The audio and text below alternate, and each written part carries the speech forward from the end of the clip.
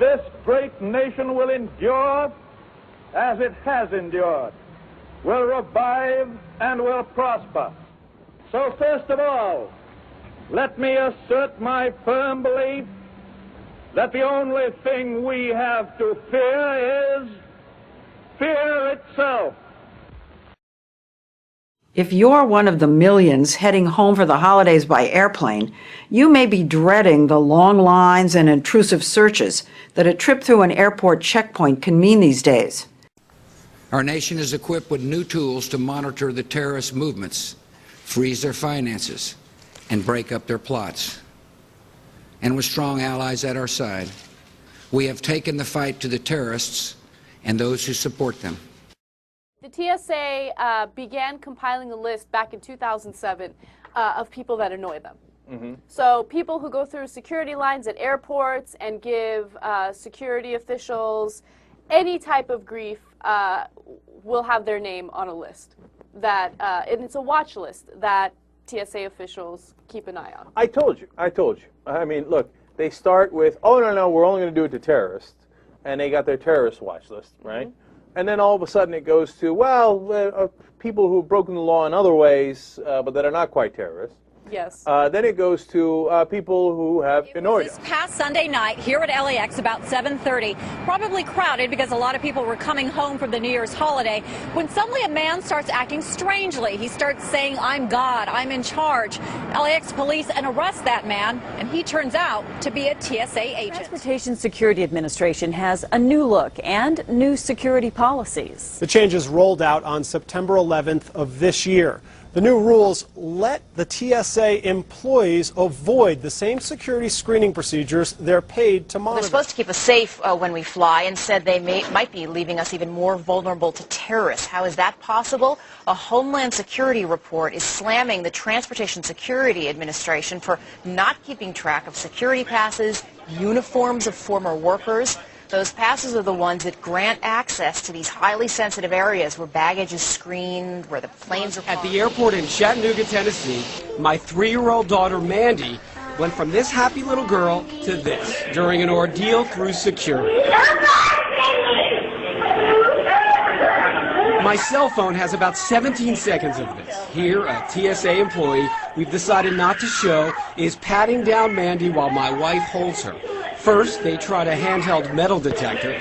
Mandy was not in the mood. And the TSA employee, well, in my opinion, did not know how to communicate to her. All of this started after Mandy's teddy bear was taken away for screening through the X-ray. When we asked Kip Hawley, the outgoing head of TSA, if all this is really necessary, he wanted us to know that the terrorist threat has not gone away. This is war. These people are trying to kill us. They got on the planes on September 11th, 2001, killed 3,000 people. And they will do it again as many times as they can. There's been a lot of criticism about people who clearly are not terrorists. The 90-year-old little old lady. Right. My mother, yeah. In fact. My mother. was patted down yeah. and pulled aside. Mm-hmm. It doesn't make any sense. It's not common sense. You can't say to Al-Qaeda, if you give us somebody who looks like they're 90 years old or 9 months old, they're going to get a free pass, because I guarantee you they are watching, they notice it, and that's where they'll come. Couldn't catch a guy with a bomb in his shorts aboard a plane bound for Detroit on Christmas Day, but they're absolutely hell on a disabled child with leg braces. The Transportation Security Administration refused to allow a 4-year-old disabled boy to pass through airport security without first taking off his leg braces. A Philadelphia Inquirer columnist reports how screeners at the Philadelphia airport made this insane request of a child taking his first flight to Disney World last March. The 4-year-old was born prematurely. He has malformed ankles and low muscle tone in his legs, and he was just beginning to walk at the time this happened. His parents told airport screeners their son couldn't walk without the braces, which are made of metal and plastic. But that didn't matter to the screener, who insisted that the child had to walk through the checkpoint on his own. When the father, who was a New Jersey police officer, asked to see a supervisor and told him that his 4-year-old son clearly was not a terrorist, he says the supervisor told him, quote, "You know why we're doing this," unquote. An informed patriotism is what we want. And are we doing a good enough job teaching our children what America is and what she represents in the long history of the world? Those of us who are over 35 or so years of age grew up in a different America. We were taught very directly what it means to be an American. Now, passengers can get in trouble at U.S. airports for simply studying a foreign language. What we have going on is the American Civil Liberties Union has filed a lawsuit today against the Transportation Security Authority and the FBI on behalf of a Californian physics student who was detained, handcuffed, and interrogated at a Philadelphia airport for up to 5 hours. This student, Nick George, was basically detained because he was studying Arabic at university. Passengers can be so surly, screeners feel abused and frazzled. Stress?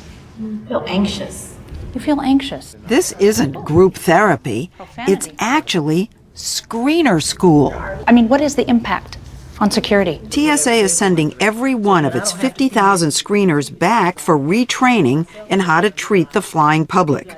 But from what we heard about how the public treats them, just disrespecting your ability to do your job. It's no wonder these guys need anger management. You hear, well, I have a flight to catch. Hurry up, do this, do that. You know, it's just, you're taking your time to be nice and courteous to them because that's your job, and they don't appreciate it. Sometimes it can be so paralyzing you can't do anything. Just want to bury your head somewhere. The perception is we yell back, we scream, we get into combative mode, we're ready to fight. I felt myself flying across the room. I thought I was going to die. I was flying from DC back home to New York. I got to the TSA screening and they x-rayed my bag and they said, oh, she's got a bottle. And I said, oh, that's just my contact lens solution. Feel free to throw it out. And then they took me to the secondary screening area. The officer came from behind, picked me up and threw me across the room into another passenger and into a metal chair. And then he took my arm and he started twisting it around till I felt it breaking. And I go, oh my God, you're breaking my arm. Then he picked me up, threw me against a metal table. There were 3 officers beating me up. There were 2 holding me down while he smashed my head into the table. I didn't know who was beating me up or why. I just kept saying, get off of me, get off of me, get off of me. Here in Chicago, we watched as passengers like this man are subjected to exhaustive security checks. He's patted down, his wheelchair is examined, and his hands are swabbed, all in public view in a see-through room at the security checkpoint. And he's not alone. It's humiliation. 71-year-old Robert Perry was also taken to a room like this by a TSA agent when his artificial knee set off the metal detector. He yelled at me, no, get the belt off. I told you to get the belt off. So I took the belt off. He ran his hands down over and pulled the pants down. They went down around my ankles. At that point, Perry was standing in his underwear in public view. He asked to see a supervisor. That made things worse. She was yelling, I have power, I have power, I have power. The power to stop him from flying to Florida with his wife that day to celebrate their 50th wedding anniversary. Make you feel like you have no rights. If there are 1,000 ways to blow up an aircraft and you get rid of one, you're a little bit safer. If you spent, I'm making this up, $10 million to do that, are you $10 million safer? Probably not. How about $160 million safer? That's what TSA is spending each year on more than 2,000 behavior detection officers. They prefer to remain anonymous as they roam checkpoints examining microfacial expressions, looking for signs of nervousness or anxiety. TSA claims it can help spot a terrorist. I have come crashing into airports, all agitated because I'm late or whatever. Wouldn't they pick me out too? No, because you're normal. Everybody that comes to an airport is behind and is tense and is anxious and am I going to miss my flight? And they can tell the difference between anxious because I'm going to miss my flight and anxious because I'm carrying a bomb. Yes. Yes, you can. That's not a lot of truth in that, but they'd love it if you reported it because, you know, in all seriousness, we are safer if the bad guys believe we got this piece of magic.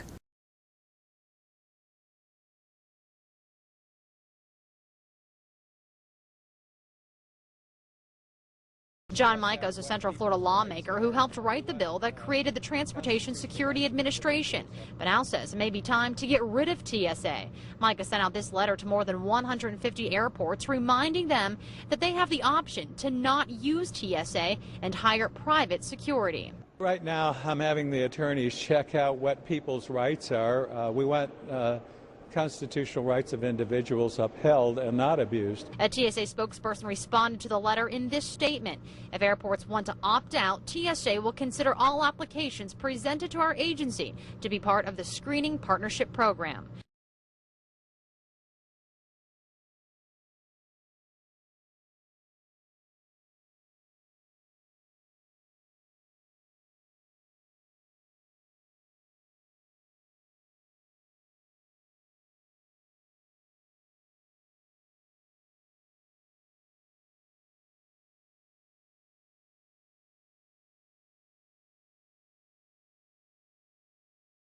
The Constitution really does protect your privacy and quite explicitly protects your body.